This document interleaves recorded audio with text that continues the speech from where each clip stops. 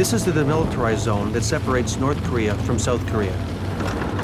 And it's well protected with heavy barbed wire fences, minefields, and it is meant to prevent any incursions by the enemy. And as you can see, it's still serious business.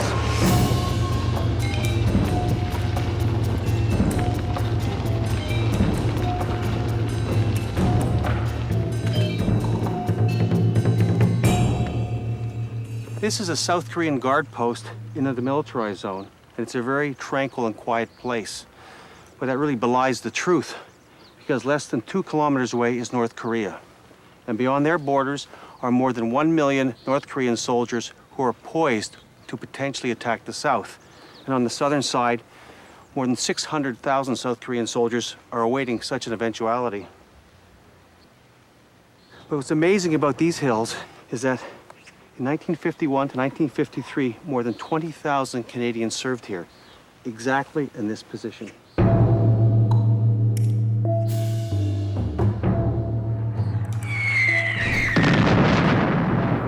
night seems to be so long, you think the sun is never going to come up.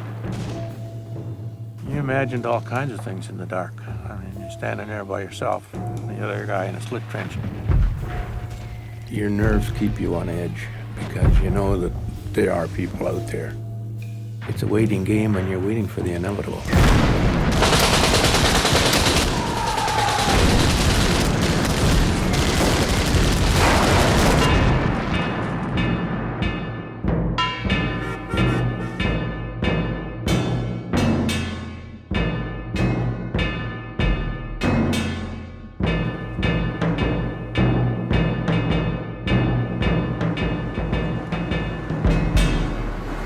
We're driving through Seoul, and Seoul is one huge, vibrant city. It's very modern. I don't see any buildings that date over 30 years, more or less any will date back to the Korean War. All I've seen of Seoul are the old archival photographs, which really shows the place as a ruin. So it's going to be interesting to try to find out what remnants of the Korean War we can find.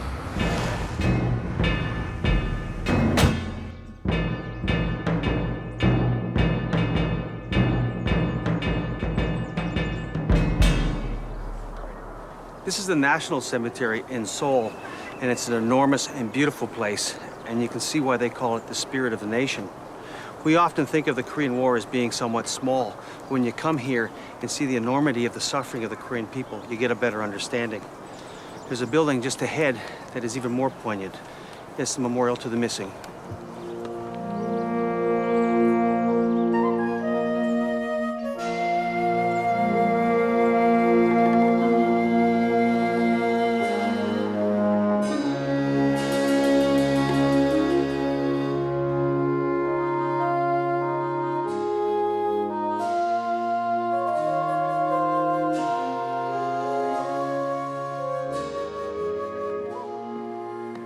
This is a very moving place.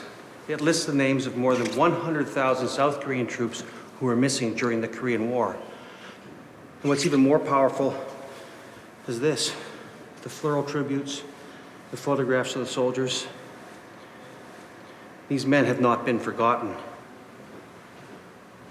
During the Korean War, 21 nations, including Canada, came to assist South Korea. But the question remains, why were Canadians fighting in a country that no one had ever heard of?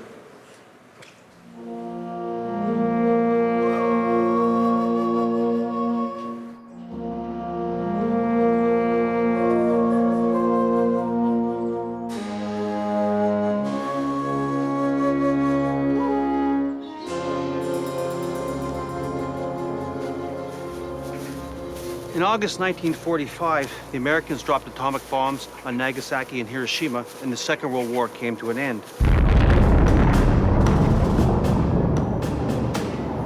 But the period afterwards became one of turbulence, as our old ally Joseph Stalin started to absorb countries in Eastern Europe.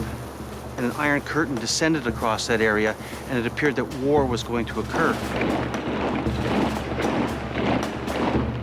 In 1949, Mao Zedong's communists defeated the Chinese nationalists, and the focus of the Cold War turned to Asia.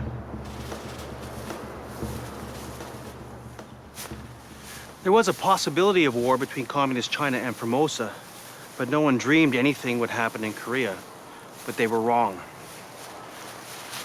This is the grave of a South Korean soldier killed on June 26, 1950. He was one of thousands of South Korean soldiers killed in the North Korean invasion.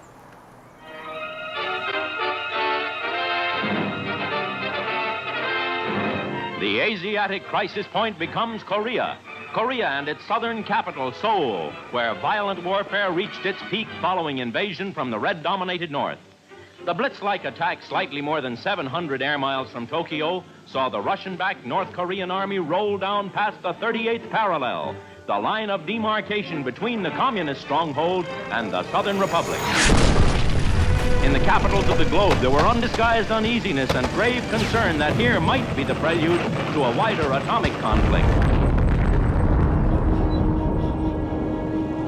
The UN immediately condemns the brutal invasion and demands a complete withdrawal of all communist forces.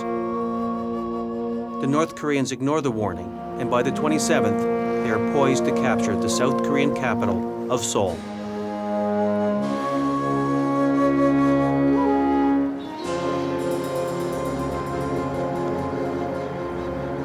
This is the Han River, and today it separates North Seoul from South Seoul. But in 1950, Seoul was a much smaller city, and it was completely on the north side.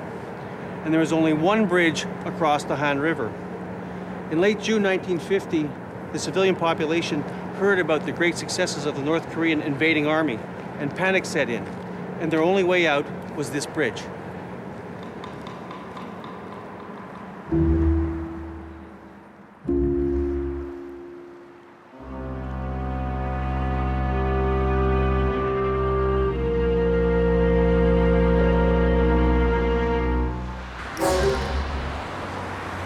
Throughout June 26th and June 27th, tens of thousands of refugees crossed this bridge, fleeing to the south. By the 27th, it was clear that Seoul was going to fall to the North Koreans. And although the bridge was full of thousands of refugees, the South Korean army had to make the hard decision to blow the bridge.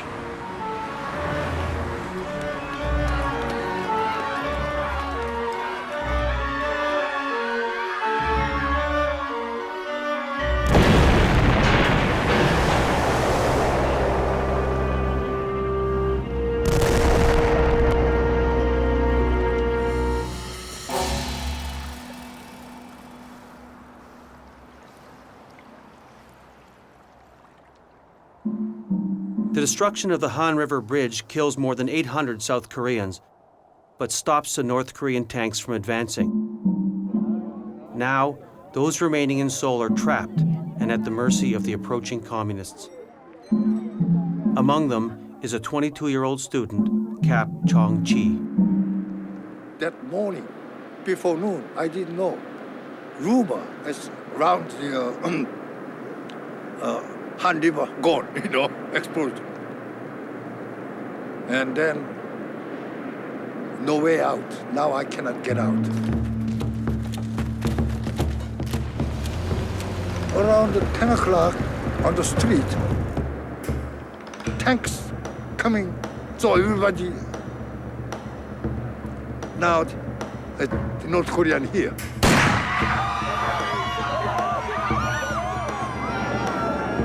So many bodies in town, and they cut up the bamboo shoot, they kill that. They don't need any ammunition. Only I saw 2 eyes out by the bamboo shoot. I saw that.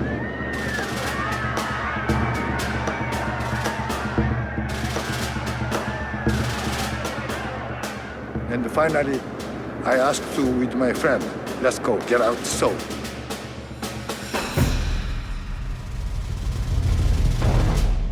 I made red band, looks like a communist, and a special mission.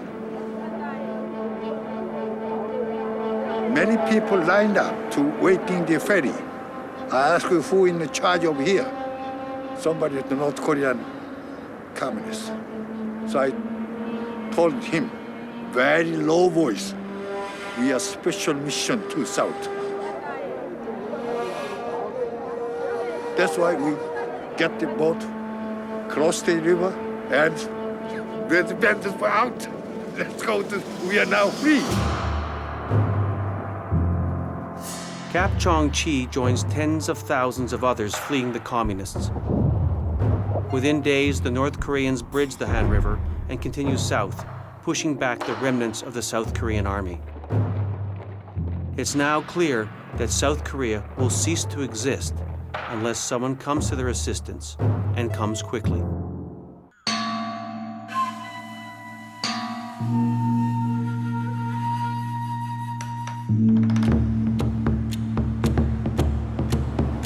Okay, we're driving on the main highway just north of Seoul, and in this position, the communists are just about a kilometer on the other side of the river.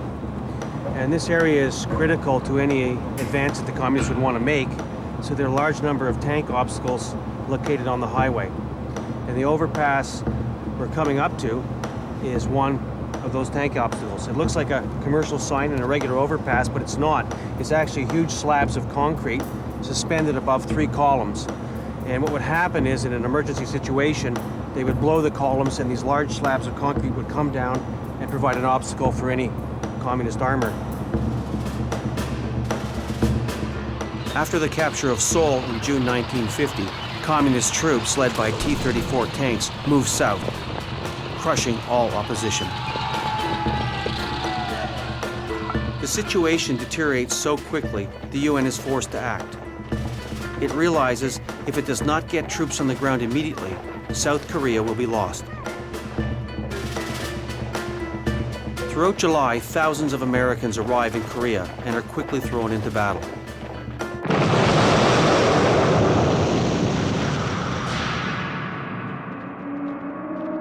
But their numbers are insufficient to stem the momentum of the communist advance.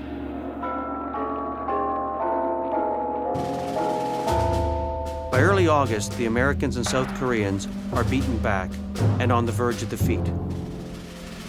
They will make their final stand defending a small corner of Korea known as the Pusan Perimeter.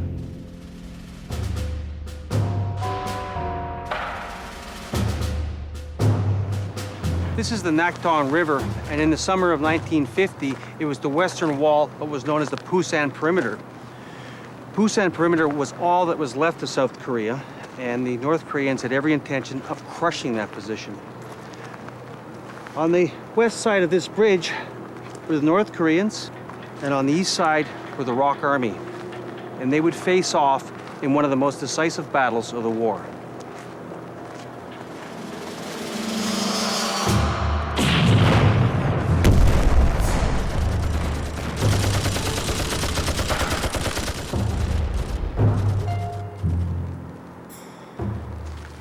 We're very fortunate to have found Mr. Kim. He served with the 1st ROK Division, which is the Republic of Korean Army, in 1950, and he fought at the 38th parallel, and he fought here on the Nakdong River. 저건 강건에서 낙동강 건에서 치고 골자고 하고요. 물로 기도라 물로 막 돌아. 그때 물이 참 깊었어요. 강물이 물로 돌아는 게 언제가 깊어놓은 게 돌아지를 못합니다. 강원대 좀 돌아면 우리는 여기서 사기를 일을 하지요. 총만 좀 죽지요.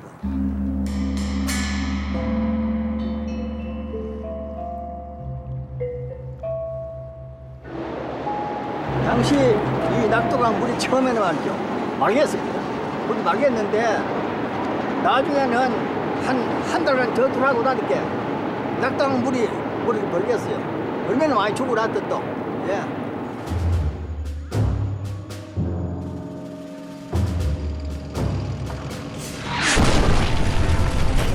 The North Koreans attacked with superior numbers of tanks and men.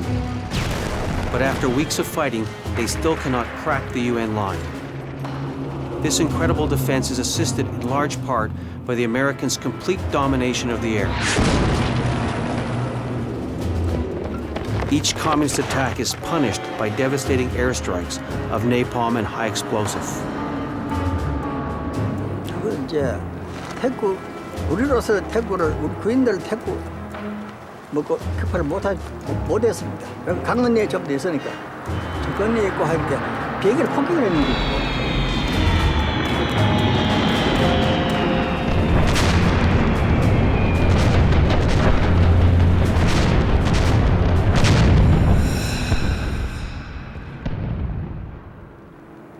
참 심하기 때문에 저기 많이 희생이 많이 돼버리고, 예, 우리 국군에도 큰 도움이 됐죠. 예,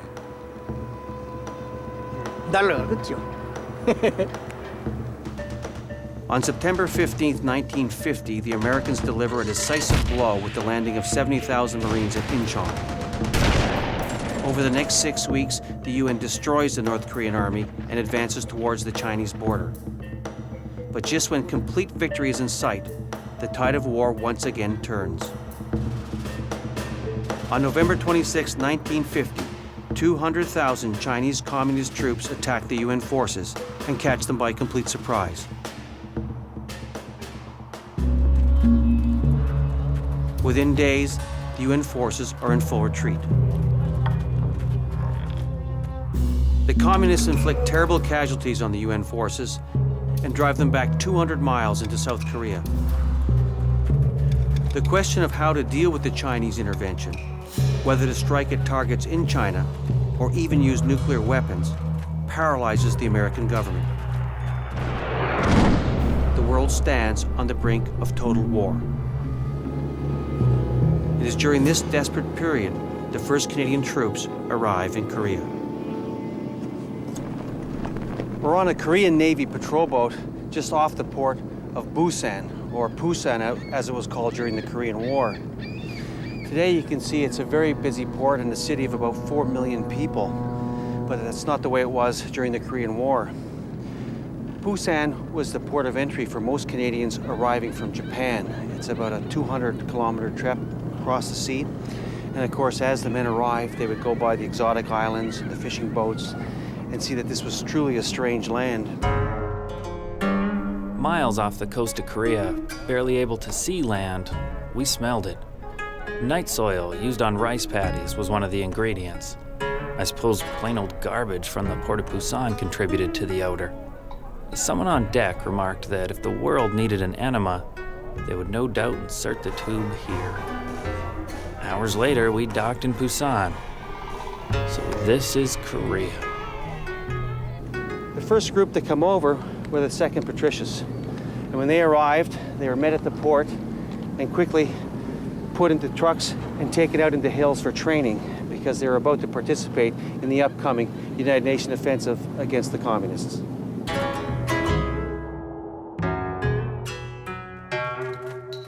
The 2nd Battalion PPCLI is fortunate to have an experienced commanding officer, a highly decorated Second World War veteran, Lieutenant Colonel Jim Stone. Stone puts his men through 6 weeks of rigorous training, hoping it will be enough to prepare them for the tough fighting ahead, in difficult terrain and against an unknown enemy.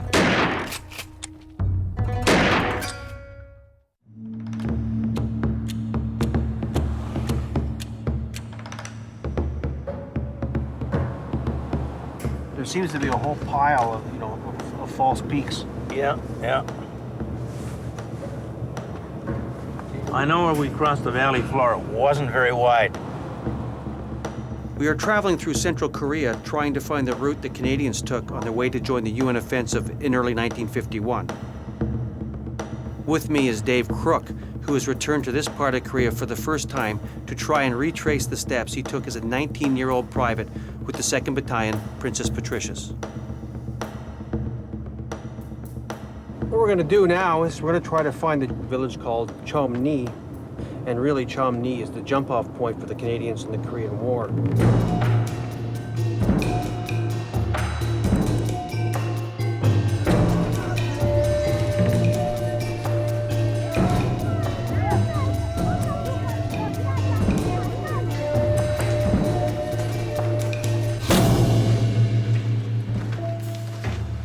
So Dave, this is Chomni, where you first came into the line. Do you recognize it?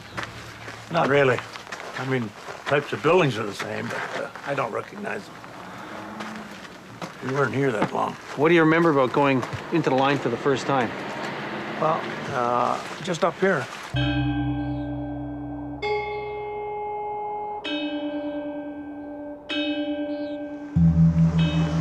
Now, when we first got here, before we bedded down for the night, we turned and looked out into the field here, and there was Americans that had been slaughtered by the Chinese. It was probably 50 or 60. Never counted them, of course. But they were all caught in their sleeping bags. At first, I didn't really understand what it was, and people started saying, look it. Most of the guys were half out of their bags, some not even out of their bags, some out of their bags completely. They shot them all, yeah. They just killed them all. They had no guards posted, no nothing. They just went to sleep. They thought they were in some kind of Disney World or something. I don't know. They thought they were safe. Yeah, I guess they just figured that war was like way up there somewhere. That's about the first time I realized that the seriousness of what I'd gotten myself into. You know, I joined the Army because I was mad at my girlfriend. And here I am now. Somebody's maybe going to take a shot at me, and I'm not sure I really like that. I'm questioning my wisdom quite a bit at that time. In fact, all that night and the next morning moving out, I'm thinking, Jesus, what have I done?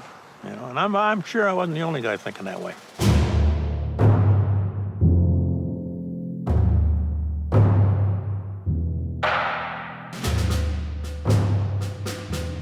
On February 21st, 1951, the UN begins its offensive with the Patricias leading the advance into the hills. They meet little opposition, and it appears the Chinese are fighting a delaying action to cover a full retreat. For the untested Canadians, it will be their first taste of the treacherous Korean terrain of steep mountains in cold winter conditions.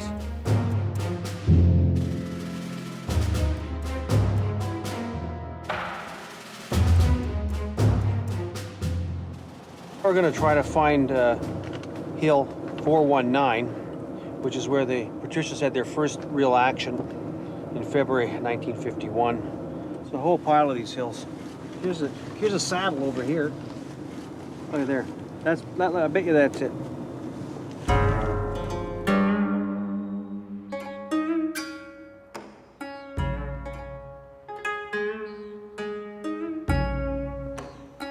So this could be our baby over here. That looks like it there. Could be. It depends what's up here. I think around the bend there. Okay, we'll go up a little further. Because we came back. It wasn't that hill. That's too high. But that means. Yeah, that looks more like it. Okay, we'll get in. Let's go back and try it one more time. Okay.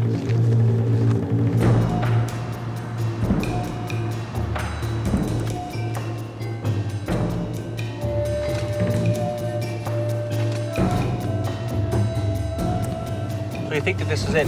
Well, it sure as hell looks like it. I thought you said you came down the valley and attacked up the other side. No. We came down this way and up this way. Okay. This is the hill I think we went up and dug in that night. 409. Whatever this hill is, I have no idea. But this is the hill that I think is 419. But I could be wrong.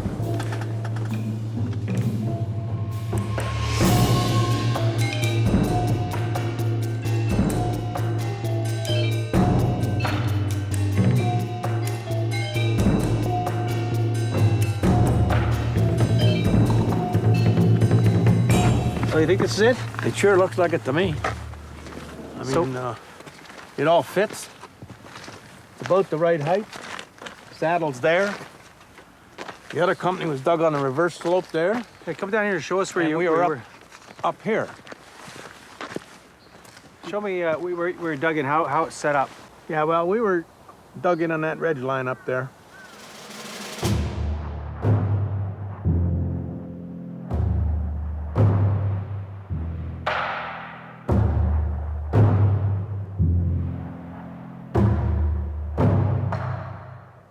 When I get up there, the first night in the line, and the platoon commander comes along and says, "Come on with me." I said, "What do you want?" He said, "We're going on a recce." I said, "Wait a minute, I just got here." I said, "Somebody else must have more experience." He said, "No, you're going and the radio man." So we came down this draw here, crossed the valley floor, and went up that draw there, I don't know, maybe 200 yards up there, and came back up the hill, and got up the top, and I thought, oh, geez, I did a great job.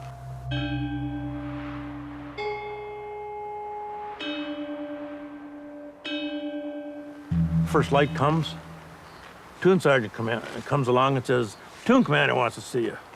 Oh, what have I done now? So I go down, and he said, since you were down there with me yesterday, you can lead the company. I went, holy shit, I just got here, and here, what am I doing on? You know, and I thought they were picking on me or something, but that's just the way it turned out.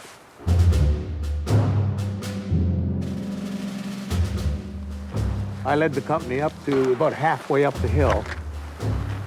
Platoon Sergeant tapped me on the shoulder and said, stop, this is as far as we go. And the other company came through just as the first section stepped over a sort of line, you could almost say. The machine gun opened up and cut them all down almost, the whole goddamn section. And I was like one step from going around that corner. And we never did get up there that day.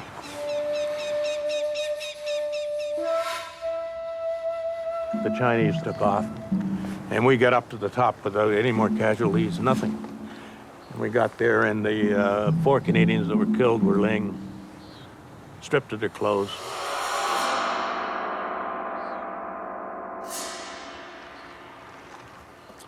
Well, it's the first casualty that I'd seen that way. I mean, they had some other ones, but that was the first one I'd seen. So how did that affect your nerves?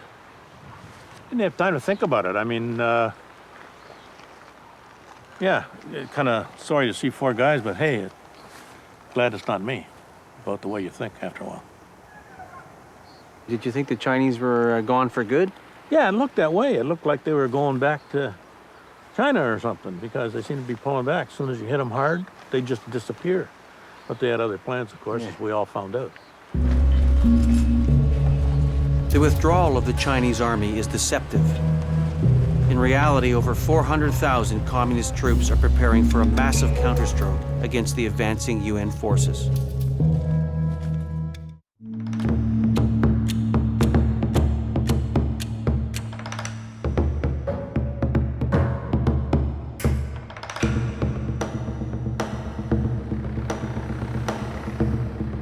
We're just coming into Capion village right now, and this is the location where the 2nd Patricius came in April 1951. And Dave, do you recognize it? I don't see a thing I know, quite frankly. There was nothing here when I was here. It was just a couple of mud huts. So what were you anticipating when you moved into this location? The guys were enjoying the rest area, doing the normal stuff that they do there. That's when we got the order to move out. We knew we were in for something, but we didn't know it was that big. I mean, or as big as it turned out to be.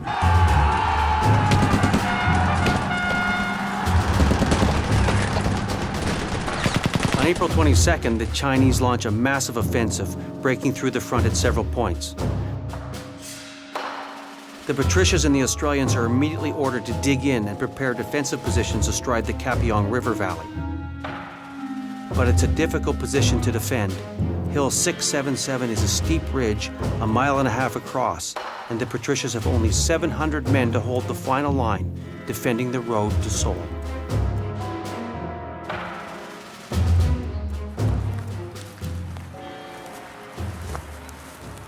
You can see that we're walking right up here, so right around this area. Right. And you guys are spread out on these major hills up over here. Right. Now you said that Stone went out and reconnoitered it beforehand, and he picked very specific positions. Yeah, I think that was a big part of the action. I think if he hadn't come out in front here and had a look at it from the enemy's perspective, we probably would have been at a disadvantage. I think looking down from up there, down this way, wouldn't have had the same picture. So I think he's very smart that way. The ones he picked seem to be very, very steep. Yeah, they are. They're, I don't know how the Chinese figured they're ever going to get up there, because it is steep. I couldn't even climb it today, I don't think. So when did you know the Chinese had arrived? This valley was full of refugees and soldiers streaming south. Just hundreds and hundreds of people, and they're going as fast as their little legs can carry them, and we're still here, and you're saying, holy Christ, what are we doing here?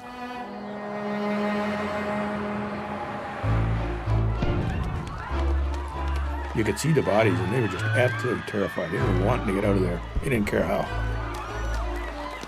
They're walking, running, they're on trucks, they're hanging off the side, anything that's moving. And you really start to think about what's going to happen when your turn comes.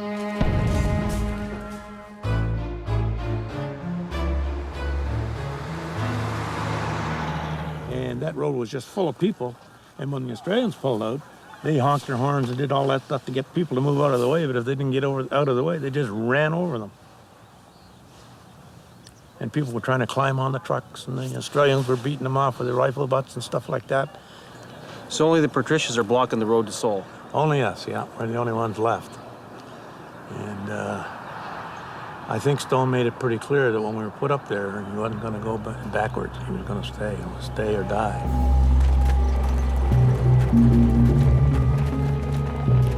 As 20,000 ROC soldiers retreat southward, tens of thousands of Chinese troops pursue them, flooding the Kapiong River Valley.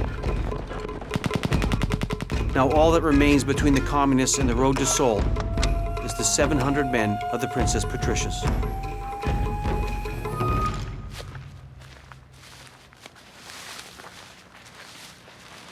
This is your position over here. This is the back of B. And Right. you guys are up at the top there, looking out over the river valley. Yeah. What did you see? Chinese troops coming down in formations, you know, like 6 abreast, walking down the road like they're out for a Sunday walk, but at a double trot. It was like the Roman legions coming down the road.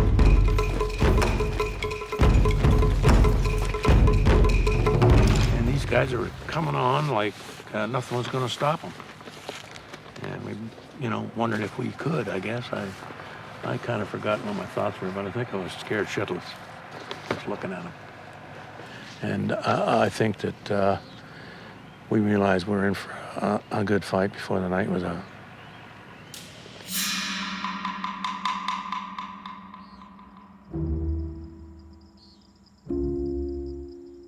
Waiting is the worst part of it. You don't know where they really are until they get up real close.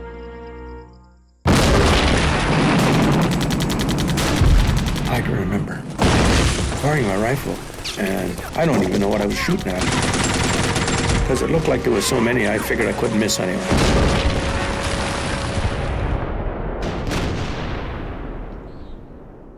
I don't know how they managed to make those guys keep going. Just that part right there is so steep. My God, how did they get up there? Or how did they think they were going to get up there? But they sure as hell tried.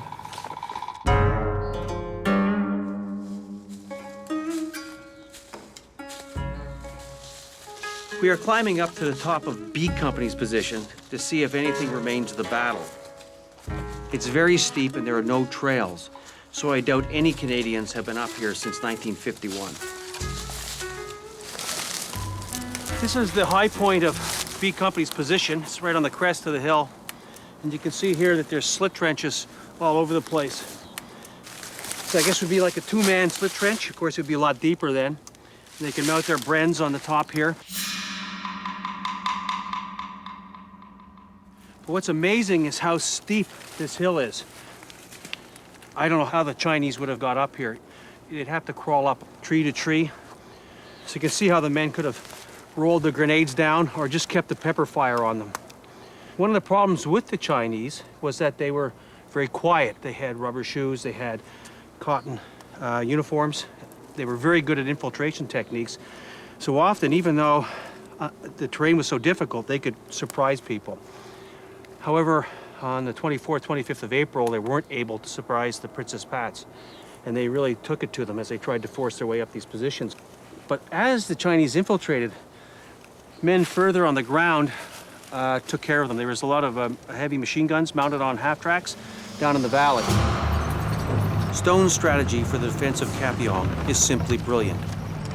One of his best decisions is to locate his half-tracks mounted with 30 and 50 caliber machine guns behind B Company's position.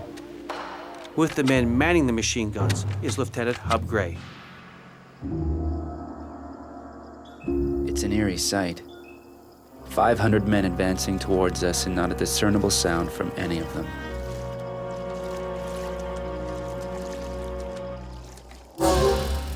It's as though we are watching unheralded ghosts intent upon harvesting their prey. I alert the men manning the 8 machine guns, telling them not to fire until I give the order. Their leading formation is about 40 meters short of the crest.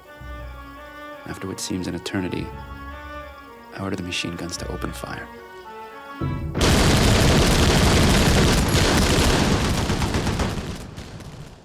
We could hear when they cut loose with the machine guns down there. I'm sure they lost probably 4/5 of those people. A 50 caliber machine gun is, it's about as big as your thumb. It goes through 4 people before it stops. Take your head right off. Out of your sight, and after dark, you can't see. You just hear the noise over there. You really don't know what's going on. You hope it's all good. And of course, it turned out that most of it was.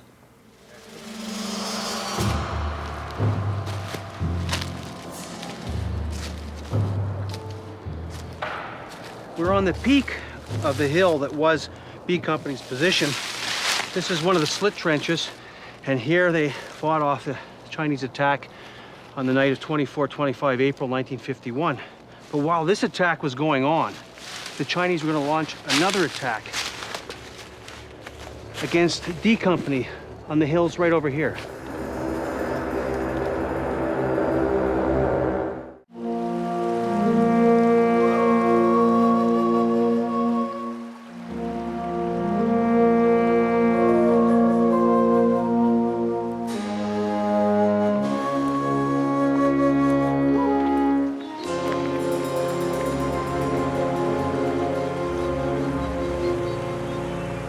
This is the Capion River Gorge, and at this point, part of the communist forces split and went off to the left to attack Canadian positions at A Company, or particularly B Company, and a second group split off in this direction to try to take out the positions up on the heights over here.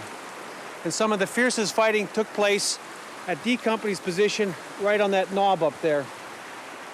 The men are located on all the high points, and really, if the Chinese want them, they're gonna have to come up and get them.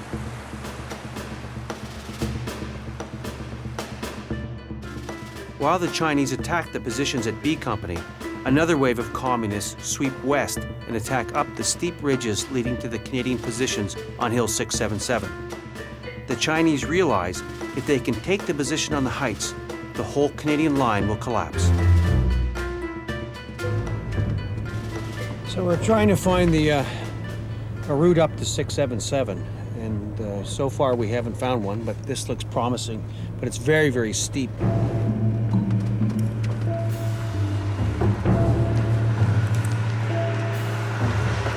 저 위로 올라가는 길은 산으로 더 올라가는 길은 아예 없는 겁니까? 여기서 이제 등산로가 가들기라고 저 꼭대기라고 저 백등리 종쪽까지 가는 데가 있고요. 등산로가. And only from here there is a small trail walking up to the hill, so Like up there? you cannot drive. So from here you have to walk over.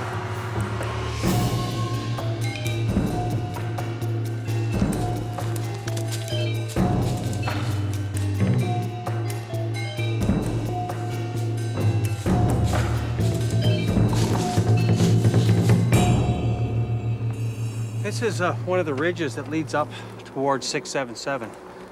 It's one of the few approaches that the Chinese could have taken. But if I'm one of the Chinese soldiers at this point, I'm thinking mutiny. This is an incredible hard climb, and I still got another couple hundred meters to go before I'm even going to meet the Canadians. And you can see how hard this would be, but you're talking maybe 50 men versus maybe 300-400. So the odds are stacked against the Patricias, but the terrain is in their favor.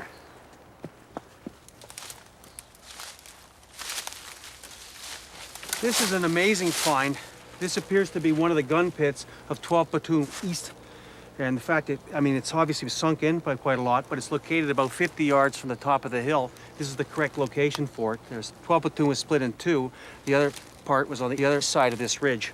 This area was protected from 11th Platoon, which was up in this area here. As you can see, there's almost no chance for the Chinese to get up in this area. But this is a real piece of Canadian history. From here, they can have their Bren guns, and they had about 2 sections of men operating out of this area. But what's really happening, this area was safe, but on the other side of this ridge, things are going really bad. And there's some incredible fighting going on at 10 Platoon. Fortunately, number 10 Platoon is commanded by an experienced Second World War veteran, Lieutenant Mike Levy. Throughout the early morning of the 25th, Levy's men repulse wave after wave of determined enemy attacks.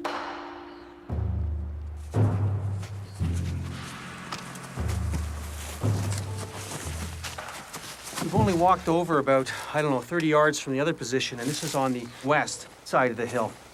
3 o'clock in the morning, they broke through here, and they put total attacks on Mike Levy's number 10 Platoon. Now, this is all taking place, like I said, it's 3 o'clock in the morning. The Chinese are all over the place. Levy's defense of this position is quite exceptional. And in the end, he calls on a 40-minute bombardment on his own positions.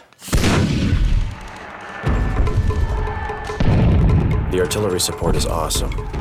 Without it, we could not sustain ourselves. The continuing attacks involve hundreds or even thousands of brave Chinese soldiers, seemingly exhibiting no fear of dying.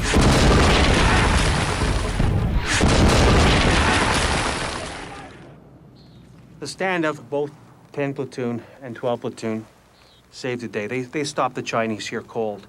Even by the early morning, the Chinese were already starting to pull back. Maybe it was foolish that the Chinese even tried to take these positions, and in the end, they couldn't. They were outfought by the Canadians and their artillery.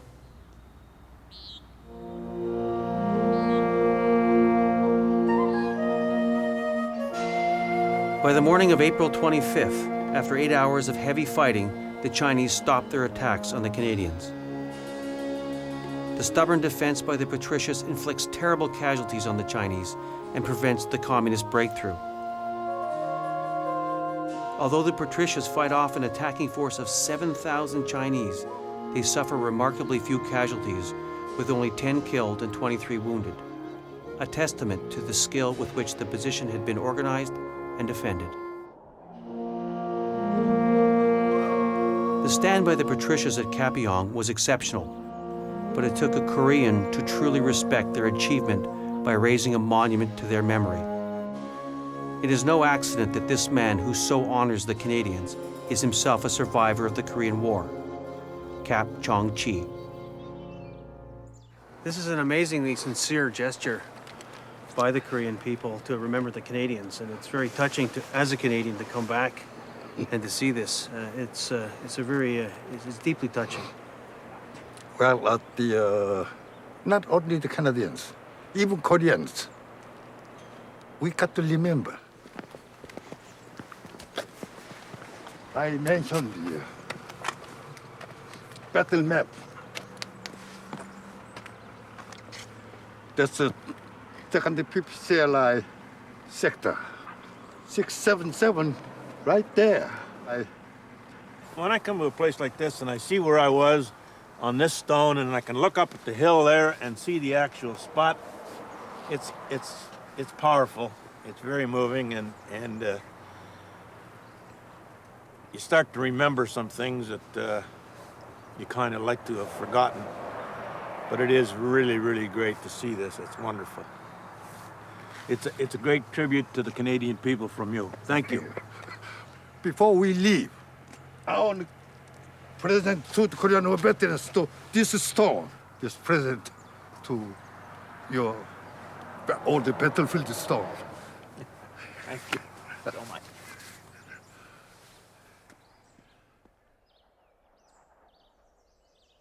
Killed at Kapyong, Maurice Carr, Gerald Evans, Leslie Fielding, Leo Gladieux, Curtis Hayes, Joseph Lassard, Earl McCaskill, Bruce McDonald, Walter Marshall, Robert Tolver, Robert Walker, Thomas Wotton.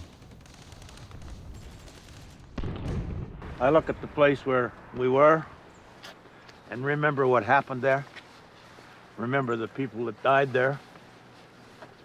And sometimes it's tough to talk about it. You keep saying to yourself, why me? How come I'm still here? And there isn't an answer. You can't answer it. You don't know why.